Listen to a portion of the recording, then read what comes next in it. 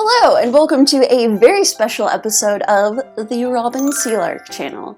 Today we're going to be going through artworks that I've pulled from 6 different sketchbooks. We're going to do some time-lapse, fixing them up, we're going to talk about things, I'm going to do a little tour of a bunch of works. A lot of it is from the year that I wasn't posting videos on YouTube recently, so some new things. You'll get to see what I did when I wasn't doing art. What art do you make when you're not doing art? So yeah, if you want to purchase any of the works from this, they will be on robinsealark.com. We're going through a ton of works. There's like 40 new listings, and I hope you enjoyed this video. Yeah. Welcome to the voiceover. We're going to be going through a lot of stuff today, and so hopefully it's not a bajumbly mess, but I'm going to free flow this narration off of the top of my head. So yeah, I have a lot of things I want to talk about, and yeah, these were actually from springtime here in Utah. I did some studies of the land driving out toward the salt flats from Salt Lake County area, taking pictures, experimenting with color. I wanted to do some plein air stuff this season, so I would drive out there and do some sketching, take pictures, get references. And with those newer pieces, those are pretty trimmed up and clean, so the majority of the work I have to do in time-lapse on stuff like that is simply going to be packaging, presenting, finalizing anything, but a few of the pieces in here are going to need a more attention than others. Right here is one from 2016 that I did. You can see it's a wash of watercolor on kind of a thin paper, something I would have done in my mom's kitchen. Now these are all studies I did around the same time. The eyes are studies of Emilio Villabalba.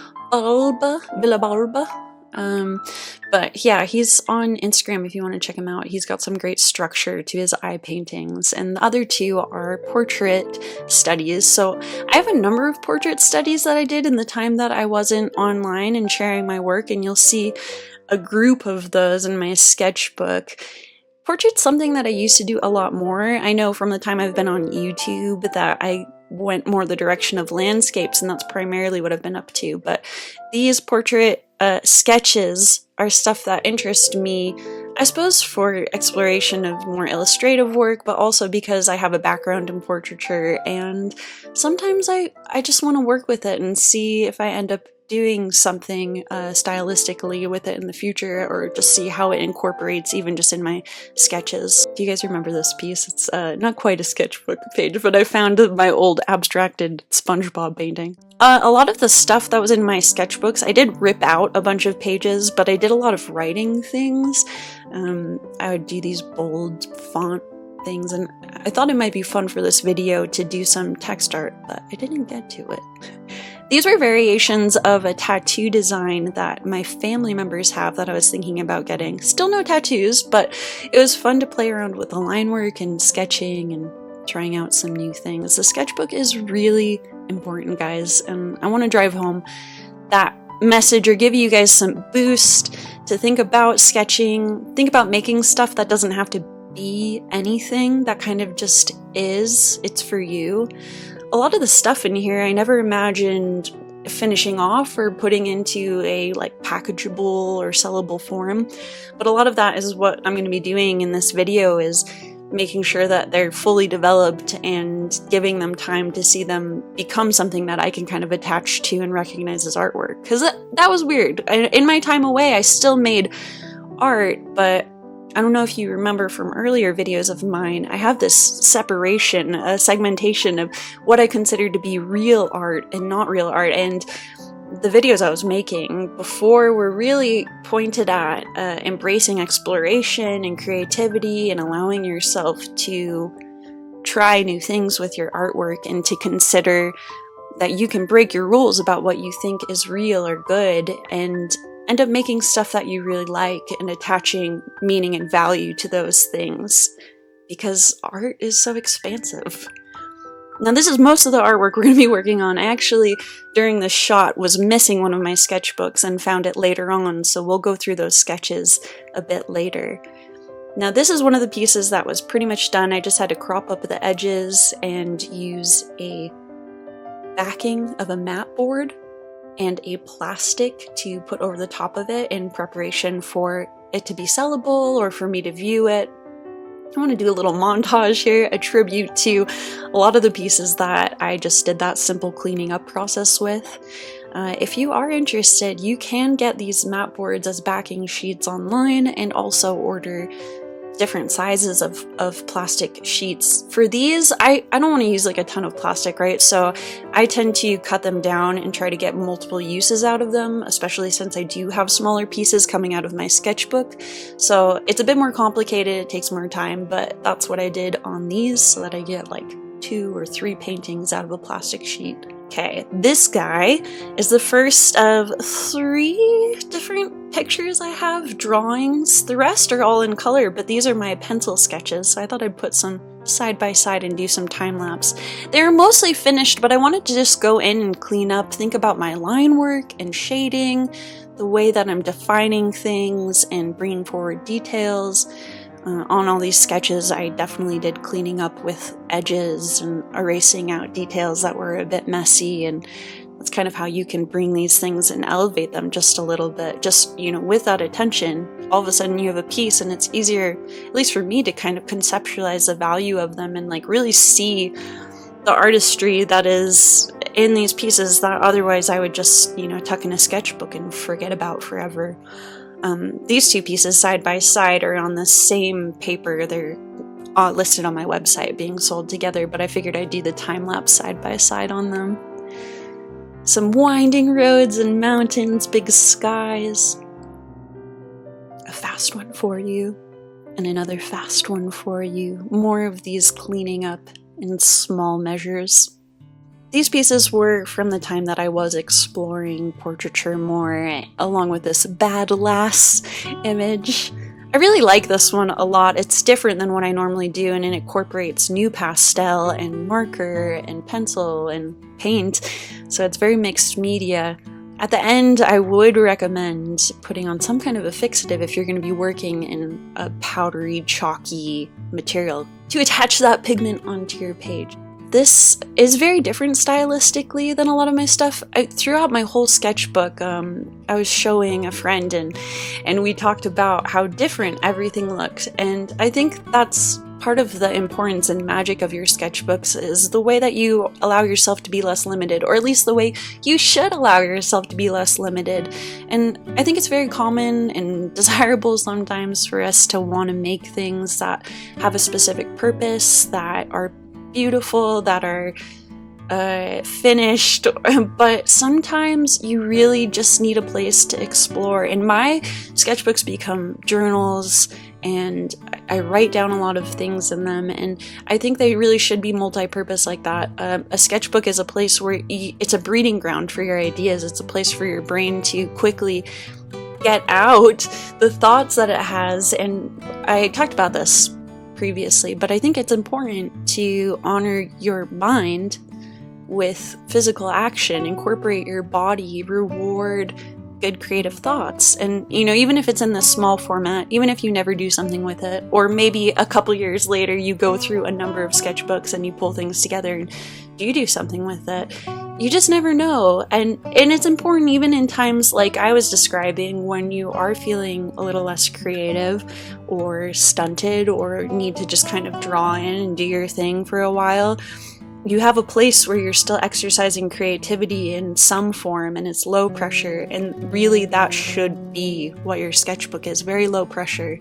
You shouldn't be ripping things out, you shouldn't feel ashamed of it. It's a learning tool, and it's a place where you're gonna push your ideas, push your artistry forward.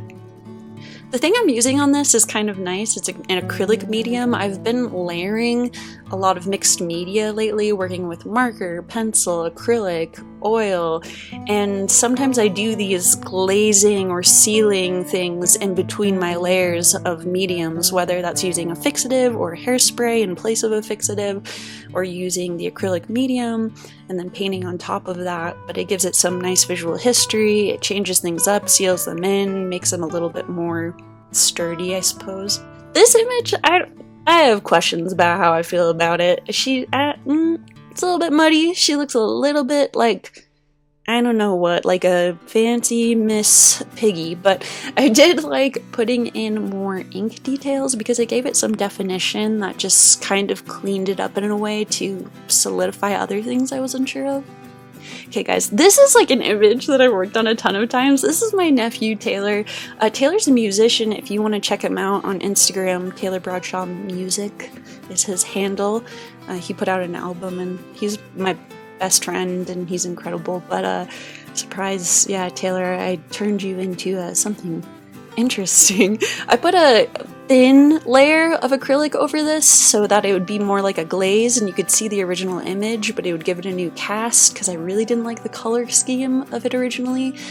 And then after that I just went in with a number of layers of things. I actually put some gloss brush varnish on this, and then I went on top of that with more paint, and it gave it kind of an interesting effect because it was a bit tacky and wet still when I did it, but I like the way it made some of the paint kind of glow.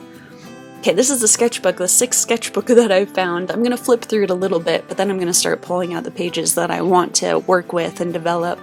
This was a 3-part collab with a young girl who was the daughter of a client that was over at our house, and a boy I used to see. And yeah, just general sketches, random things. I ended up really liking these. They were done in New Pastel, and it was when I was working with the figure and, you know, just trying to do some gestural marks and get down the basic placement of their features. And it's just a very loose kind of study. Sprayed it with fixative to hold it in. Something I would recommend if you want to do some exercises, and it came out with really great, interesting marks and lines, and the colors I think are gorgeous. Okay, that's Billie Eilish, if you could believe it. It's a bit of a strange image of her. Ripping out a bunch of pages, more illustrative work I was doing. For a while I was interested in going down an illustration route a bit more, and I still think about that, but I was trying to develop some of my skills. So a few of these that you're looking at are my attempts at thinking about color in a more illustrative way, a more flat way, and also working with drawing a bit more. Some paint, but like using it kind of in a drawing way as well, to give that illustrative feel. Working with colored pencil. I love colored pencil. These are Prismacolors, which do just have a really nice dark pigment to them, and they're very smooth. Just signing this one. Just signing this one. Just signing this one. Just signing this one. That's my old roommate's dog, Ash, who I miss very greatly. Earlier in the video, you saw Jack, who is my new roommate's cat, and like, just this week he opened up. Like, you crack the cat barrier where they start accepting you. Yeah, we just reached that point, and so now I'm not quite so lonely working home alone all the time. It's actually been really great having him around. This is a fall image that I was working on. I decided to finish it off by going over an acrylic base of paint with colored pencil. I really like the way that it layered, and I was able to add these kind of glowing colors, putting in that more teal blue, and then bringing in that peach pink color next to it. And working over some of my line work, make sure when you're doing your images that you're aware of the ways that your line work is coming through, and that you're being sketchy, but you're cleaning things up, and you're aware of the details, thinking about it in terms of its close-up view and its far-out view, and keeping things real clean. And to look at a final one of the images that we're going to be working on today. This is my old roommate Rabbit. We're going to go through a one-by-one shot of all these guys. I actually missed a couple of them or decided to exclude them from the final grouping, so you're going to see most of them in a second here. Bada bing, bada boom, boom, boom, boom. Preparing for this video and extending a challenge recently to my patrons, I'm just thinking about a lot the importance of keeping your creative mind active and taking a look at the things you do, taking a second look at the things you do, and really taking consideration to the value of what you make. And and attaching to that value, attaching that this is your creative work, that this is a place where you can build and where you are making things that are representative of your creativity. Creativity comes out in so many different forms, and it's so valuable to extend your appreciation of the work that you do, not just to the things that you consider like awesome or like the work that you make, but really entertaining the ideas you have that are unique and appreciating that part of your journey and process and climb. Again, if you want to purchase any of these works, you can do so at robinsealark.com, and if you want to support me across any means, you can do so at robinsealark by following me on social media platforms, subscribing, watching videos as they come out, or joining my Patreon, which will be getting a revamp and like a re-announcement at some point soon. I also want to give a little shout out to my patrons. Their June challenge was to do with spirituality, and there was some really nice thoughtful meditation and captions and artwork, so shout out to them. Hope you guys have a great week, and I will see you in the next video. Bye!